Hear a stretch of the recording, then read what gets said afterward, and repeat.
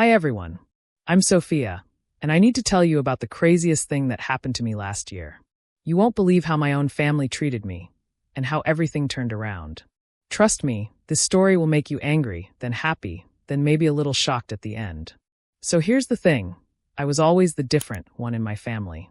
While my brothers Jake and Marcus were busy getting fancy business degrees and working at big companies, I was studying art history and working at a small museum.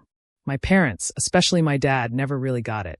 They thought I was wasting my life on silly paintings and old stuff. Every family dinner was the same story. "Sophia, when are you going to get a real job?" my dad would ask. "Your brothers are making six figures, and you're playing with dusty old books." My mom would just shake her head and say, "We raised you to be successful, not to be a dreamer." It hurt, like really hurt. But I loved what I did. I loved learning about history and art. I loved helping people understand beautiful things from the past. Even if it didn't make me rich, it made me happy. Then last February, something crazy happened. My great-aunt Millicent died. I barely knew her. She was my grandmother's sister who lived alone in this huge old house about 2 hours from the city. The family barely talked about her because she was considered weird and antisocial. But here's the twist. She left me something in her will. Not my successful brothers, not my parents, but me. She left me her house and a small amount of money. About $50,000, which wasn't much, but it was more money than I'd ever had at once. When my family found out, they were so angry. "Why did she leave it to Sophia?" my dad yelled. "This makes no sense. Jake and Marcus could actually do something useful with that money." My mom was even worse. "Sophia can't handle a house. She can barely take care of herself. She should just sell it and split the money with her brothers." But you know what? I decided to go see the house first. I drove out there on a Saturday morning, and wow, it was something else. The house was huge, like really huge. It had 3 stories, a big wraparound porch, and beautiful old windows. But it was also a complete mess. The paint was peeling off the walls. The roof had some holes. The yard was full of weeds taller than me. Some windows were broken. It looked like nobody had lived there for years, even though Aunt Millicent had only died a few months ago. Most people would have run away screaming. But I saw something different. I saw the beautiful old woodwork. I saw the amazing stained glass windows that just needed cleaning. I saw the gorgeous hardwood floors under all the dust and old carpet. This house had good bones. It just needed love. I spent the whole day exploring. The house had 12 rooms, including a library with built-in bookshelves from floor to ceiling. There was a huge kitchen with original 1920s tiles. The master bedroom had a fireplace and a balcony overlooking what could be a beautiful garden. But here's what really got me excited. The house was in the perfect location. It was on Main Street in a small town that was starting to become popular with tourists. There were cute little shops and cafes opening up. People from the city were starting to buy weekend homes there. I realized this house could be amazing. Not just as a home, but as a business. I could turn it into a bed and breakfast or event space, or maybe even a boutique hotel. With my art history background, I could make it really special, focused on the history and culture of the area. So I made a decision that shocked everyone. I quit my museum job, used Aunt Millicent's money as a down payment, and bought the house. I was going to fix it up and start my own business.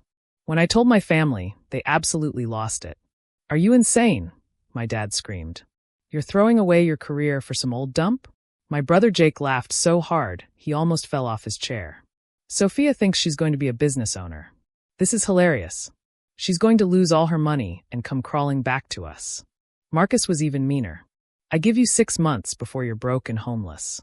You have no idea what you're doing. You've never run a business. You don't know anything about construction or renovation." My mom just looked disappointed. "Sophia, honey, be realistic. You're not cut out for this. Why don't you sell the house, take the money, and find a nice, safe job?" But I had made up my mind. I moved into the house in March, even though half the rooms were unlivable. I slept on an air mattress in the one bedroom that didn't have water damage. I ate cereal for dinner because the kitchen wasn't working yet. The first few months were so hard. I had to learn everything from scratch. How to fix plumbing. How to patch walls. How to deal with contractors. I watched YouTube videos until my eyes hurt. I read books about running a small business. I made so many mistakes I lost count. My family didn't help at all. In fact, they made it worse. They would call me every few days to ask if I was ready to give up yet. They would tell everyone we knew about my crazy scheme. At family gatherings, they would make jokes about me living in a haunted house. But I kept going. I had to. I used every penny I had saved, and I took out a small business loan.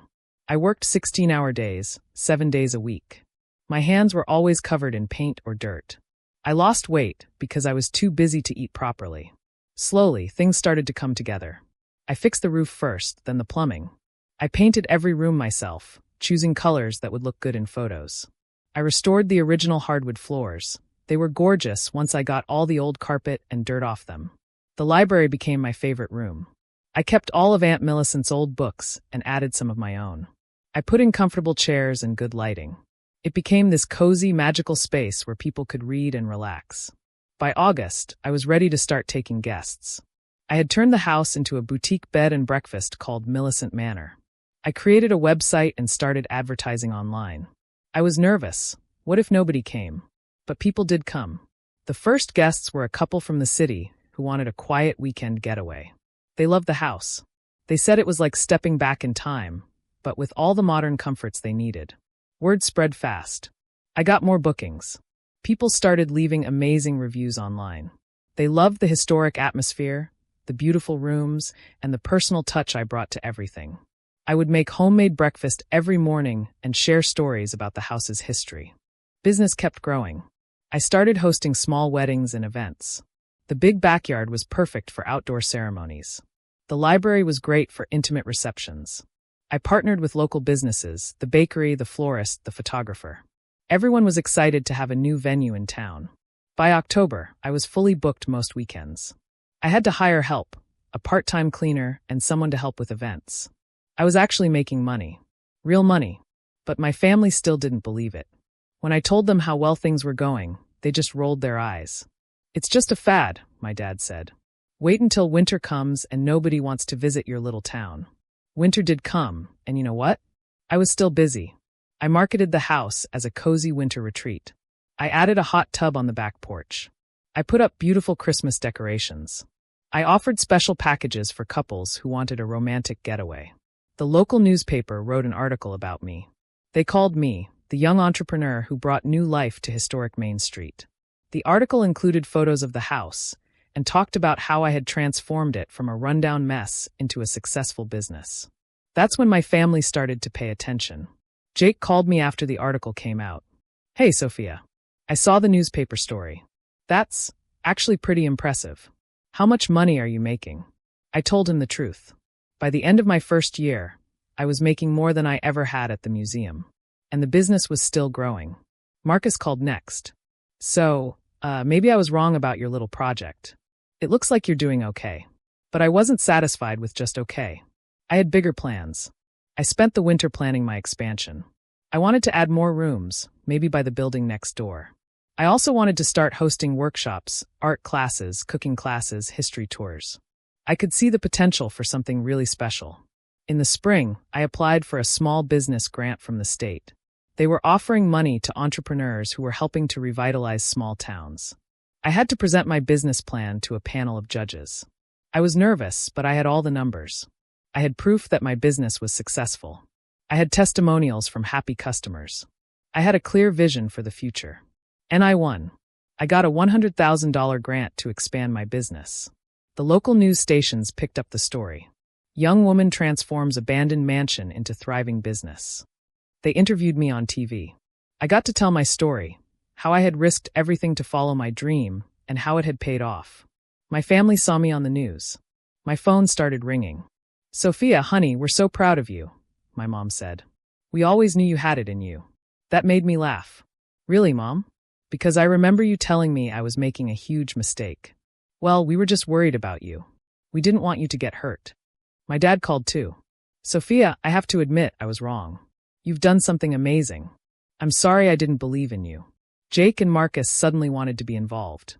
"Maybe we could help you expand," Jake said. "I have experience with business development."